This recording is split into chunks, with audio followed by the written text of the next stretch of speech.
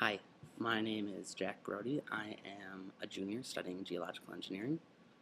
Some of my hobbies include sleeping and playing soccer and cross-country skiing, and I really like working with Excel. And my unique talent is that I can do the worm, the dance that you go like that on the floor. Hi, I'm Connor Zerbel. I'm a junior in civil engineering, and I basically spend most of my time taking on video games as a serious hobby and designing video games in my spare time, which I've already said before. I tend to be kind of scatterbrained. Also, maybe a little bit of a speech impediment. I don't talk to people that much. I spend most of my time with computers. That's pretty much all you need to know about me. Bye-bye now. Basically, there are 3 rules that we're going to talk about in choosing homework partners, especially in a class like ours. Here, we have a quick layout of what our class looked like when we were assigned.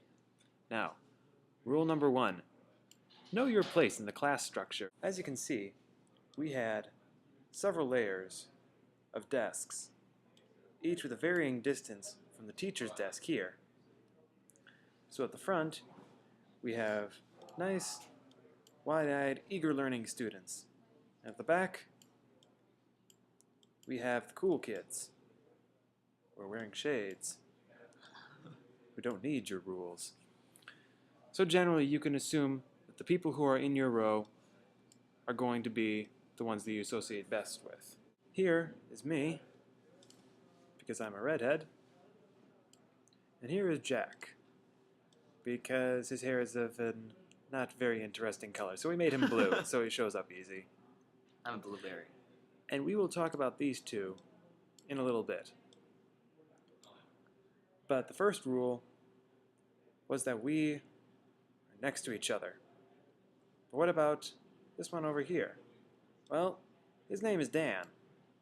And up here, this student's name was also Dan.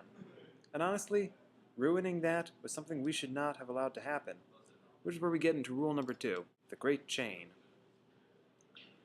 By linking up with Brody, the Dans get to link to each other. Finally, I think there's the third rule, and possibly the most important. The third rule is where you approach someone and you have to ask them, "Are you a terrible person?" And Jack Brody replied, No, and that pretty much settles it. Rule number 3. no terrible people. We're going to write that down so we make sure that that's very clear. Never be a partner with a terrible person.